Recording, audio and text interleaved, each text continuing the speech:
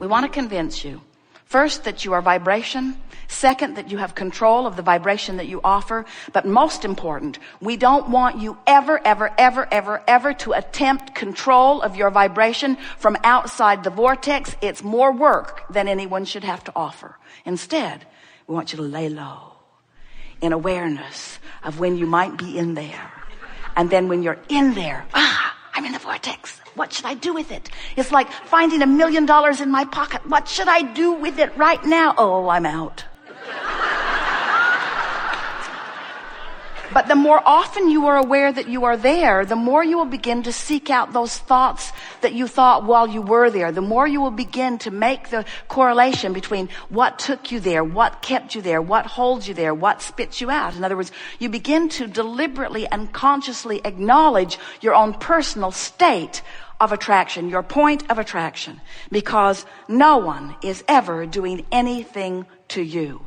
Everything that is coming to you, everything that you're experiencing as a result of your point of attraction. And the reason your point of attraction is where it is in any point in time is only because you've practiced it there.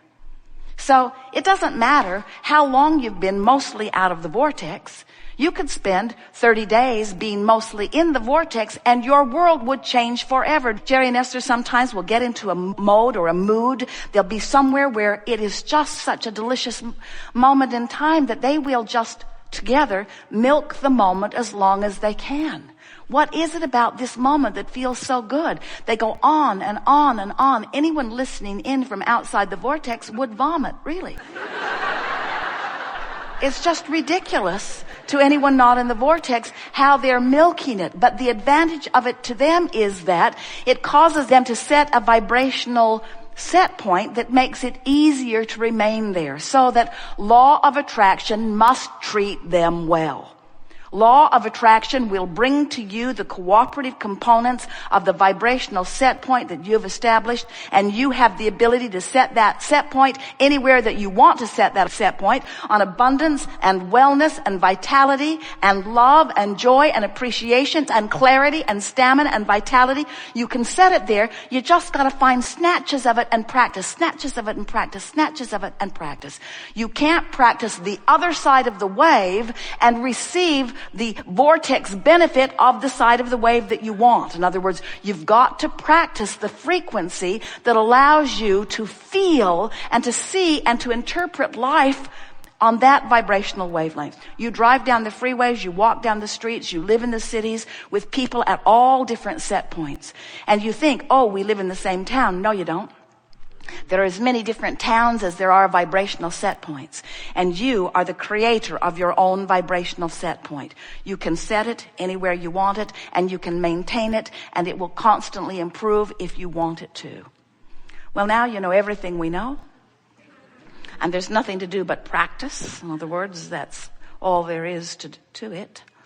We encourage you to bask your way to sleep every night. Bask your way to sleep, because if you go to sleep in the vortex, you will wake up in the vortex. If you go to sleep worrying about something, you'll wake up in that same vibrational frequency. The more you practice the in the vortex vibration, the more your point of attraction will be that, and then the more the evidence will be shown to you. And it's an interesting thing, because the better you feel, the better your set point, the better your set point, the better you attract. The better you attract, the better you observe, the better you observe, the better you feel. The better you feel, the better you attract, the better you attract, the better you create, the better you create, the better you feel, the better you feel, the better you attract. The better you attract, the better you create. In other words, it just becomes that way. But we don't want you to fall back into the pattern of needing to observe good things in order to feel good. That's the trap. You've got to be able to feel in spite of, no matter what is going on. We want to show you how you can release the disease of what is itis. We want to show you how you can disregard the what isness of your reality while you observe the real what isness of your vibrational reality. As you look around your world, don't you see, even among your physical humans, such a diversity in the realities that they are living, that there's got to be more to it than you have understood before? In other words, isn't there just an incredible disparity in what people earn for the effort that they offer? There are those who work for $8 an hour and $20 an hour and $50 an hour. There are those who earn millions of dollars. There are those who earn billions of dollars. In other words, how do you ever sort all of that out? Don't you have to accept that there's something else to the reality, to the point of attraction that maybe you haven't considered, that doesn't have anything to do with the what isness? Doesn't it make you want to start exploring what those who are really excelling, what those who are maintaining their wellness, no matter how many years they've lived in their body, what those who are maintaining their relationships, no matter how long they've been together, those that are maintaining their abundance no matter what's going on economically, don't you want to know the true secret to what's going on in all of that? And we want you to understand that it's in this vortex. The secret is understanding that you are a vibrational being and that the what is reality is only the bouncing off place for what is present tense. We want to convince you that instead of looking and exploring and cataloging and pigeonholing with your eyes, instead of making all of the piles of wanted and unwanted, instead of looking at in a very conditional, loving way of this condition pleases me and this condition doesn't please me, therefore we need to get more armies and more wars and more containment, and we need to control the conditions of the world. It's not working out very well, is it? We need to control the conditions of the world in order to affect the way we feel. When you discover the freedom in not needing to control any of those uncontrollable conditions, and instead you control something that is very controllable, which is your relationship with this real time vortex of creation where who you really are is, and you discover the bliss of alignment regardless of the current manifestation, now you'll feel the power of who you are. And don't misunderstand us. The manifestations will follow. We're not trying to talk you into getting into this vortex where you just don't care how sick you are or how poor you are. We're not trying to get you to stick your head in the sand and live in this fairyland with us. We're wanting to show you the vibrational creator that you are, and we're wanting to point you in the direction, the only place where joy and clarity and who you really are is.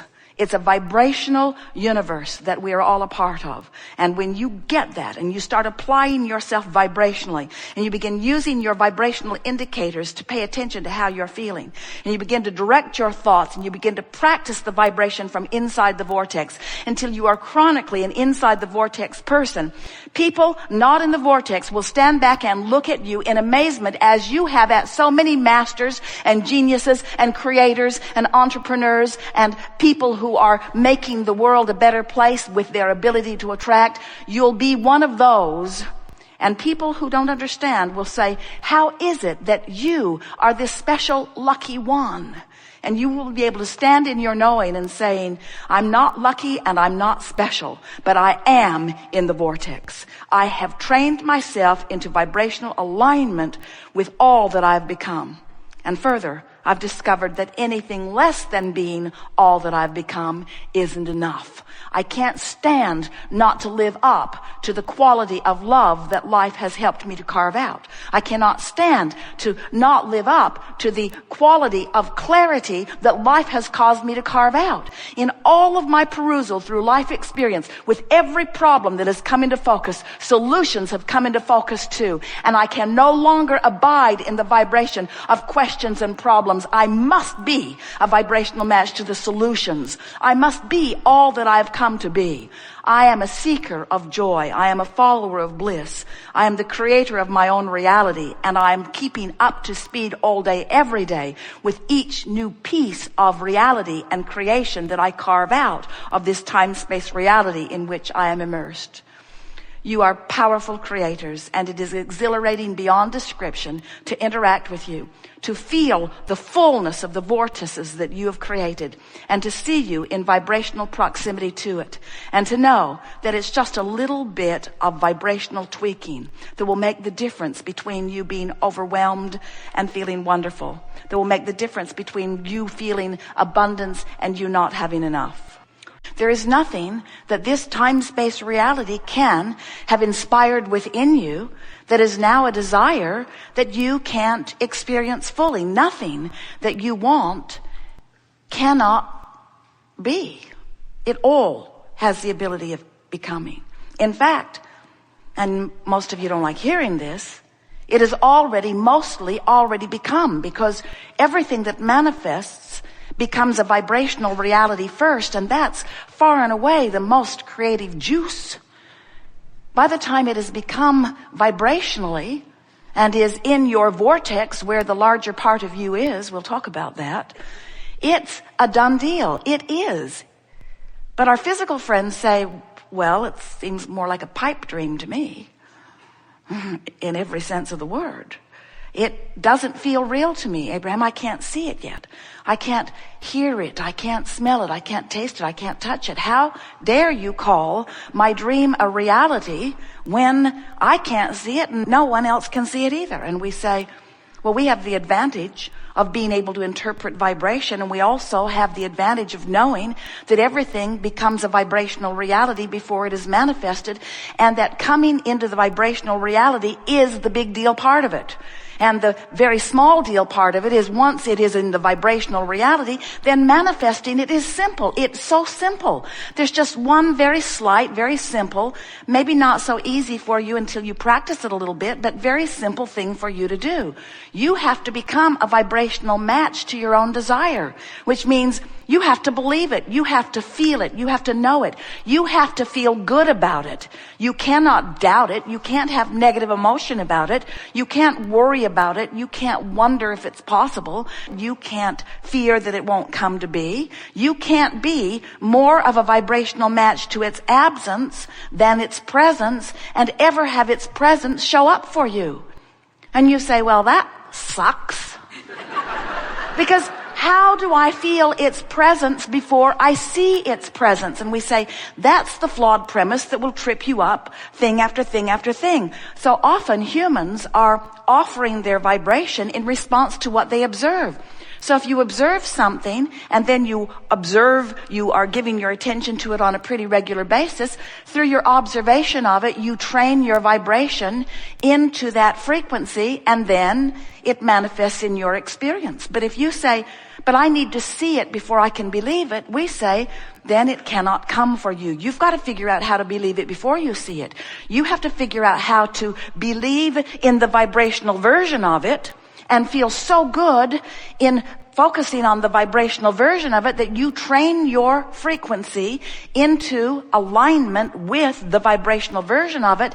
And when there's no gap between what you think and what you want, it'll manifest all over the place. People watching you will say, what magic button did you push? And you'll say, I pushed the button of belief. I got into the vortex. And they'll say, how did you do it? How did you come to believe something that wasn't already evident in your experience? And you say, well, I looked at things that were in my experience and I convinced myself that this too could be. Or I looked at others who I knew at one time weren't experiencing it that now are, and I convinced myself that this too can be for me. In other words, I practiced an optimistic thought. I practiced a better feeling thought. I trained myself into the frequency of having it rather than into the frequency of not having it. I practiced the frequency of belief, and in doing so, I left the frequency of doubt behind. Oh, so you took that doubt and you wrestled it to the ground and killed it, eh? No, it doesn't work that way, you wisely tell your eager to learn friends. When you look at the absence of what you want, you practice that vibration. When you look at the presence of what you want, you practice that vibration. And all you have to do is decide it doesn't have to be present in terms of manifestation. It can be present in terms of vibration, and you can feel it. You might not be able to see it yet, or hear it yet, or smell it yet, or taste it yet, or touch it yet, but you can feel it, and so you can focus upon it. And if you can feel it, and therefore you can focus upon it, you can practice the vibration of it. And if you practice the vibration of it consistently enough that the vibration of the presence of it is tipped slightly on the fulcrum of your vibrational attitude, once you practice the vibration of the presence of it just slightly more than you practice the vibration of the absence of it, it must be.